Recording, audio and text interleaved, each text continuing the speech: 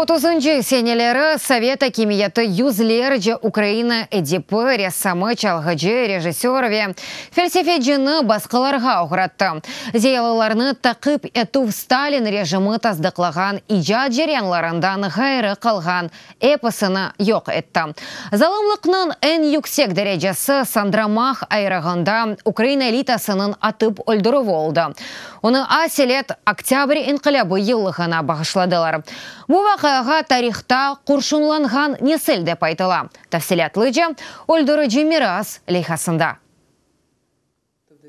Татьяна Крушельницкая ескі бір Украин сойының тұрынлардан бірісідір. Кечкен асырның 30-шы сенелерінде айлесі Украина Шуралар социалистик жумхуриетінің медениеті инкишаф етмек үшін Львивден Харкивге көшіп келді. Менің дедем Антон Украина үшін çalışmaға пек істейді. О ватан перверлік рухында тәрбиеленді. Социалистик олса біле Украинаны құрмаға істеді. Бұл қарар Крушельницкилер үшін ал етіжі олды. 1934 сенесі Совет Акимияты Татьянаның қардбабасы шайры ве драматург Иванны ве оның ағасы языжы ве терджиман тарасыны құршун жезасына махкүм етті. Айнысы айле башы Антон Крушельницкінің башына келді. 1938 сенеге бұл суретте олғанларының аман-аман іч бірі сақ қалмады.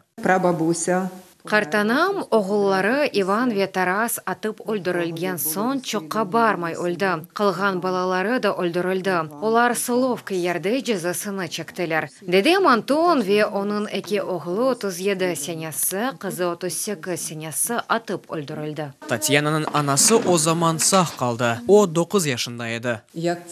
О дәвірді халқлар хейнлерінің баласы олмаған насыл еді. Дегер балалары насыл давранды. Анам сақ қалғаны мужизедір. Львивден көчіп кетмеге етіштірмеген бетам қызыл хач ярдымынен анамны анда алды. Совет Акимиетінің басқыларына шуйыллары юзге қадар ижади элита темсилчилері оғрады. О заман Украина медениеті ilk адымлар атып башлаған еді ве чешетлікнен башқалардан айырла еді. Бұ амелдекі режимге келішмейді. Зиялыларны уйдырылған давалар ярдымынен yok etmеге қарар алынды. Украин буржуа шовинисты деп яза еділер. Кемерде сақ сол бір тәшкілят ақында язылайды. Не олғаны белі дегіл. Базада меденер бапларыны о заман олған сияси эснасларға алы қадар әті еділер. Мисал оларақ адам тракцист фаалиятынен орашты деп яза еділер. İlk құрбанларından бірі Микола Хвилевый oldu. Yazıcılarının takip etілмесіне dayanıp olamadı ve ozını öldürdü. 33 senesi Mayıs'ın 14'ünde iki mektup yaza. Bir tanesi öge kızı Любовь için. Ondan yapacak hareketi için afu soray. İkinci mektup zenadaşlarına, hakimiyetke ve bütün cemiyetke. Yazı dostu yazıcı Mıhalı Yalovı'nın hapıske alınması, bütün nasilinin atıp öldürülüvü. 30-cı senelerinin ortasında medeniyet erbablarını kutlevi tarzda yakalamağa ve lagerlerge yollamağa başladılar. Bazı yazıcılar sürgün yerlerde icat etmeye tırıştı. Ama yazık ki işler saklanıp kalmadı. Лагерь müdüriyeti erkun tentuvler keçireydi. Eğer bir şey tapılsa, müddetke da 10-20 yıl koşaydılar.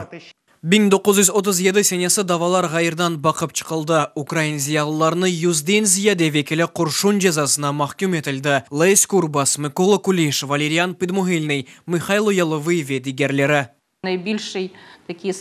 Энчок атып өлдіровлер Улу Октябрь инқилабының 20-ші йылығына бағышланды. Adamlarını Kareliyada sandramaq ayrılğanda öldüre ediler. Kutlevi ölüm cezası berilgen yer tek Sovet birligi dağılған son meydanға çıkartıldı.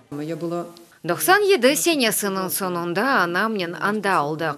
O vaqt qar yağdı ve şu qar atып öldürülgen çukurlarının çevre sızığına sarıp aldı. Olar ormanda dolu edi, sonsuz. 30-cı senelerde Ukrayna elitasının yok etülüvü medeniyet mirasını toxtattı ve Ukrayna 1000'den ziyade ziyalısız kaldırıldı. Yulia Krючкова, Yulia Bil, Dmitry Borsh, İmran Hüseyinov, UATV.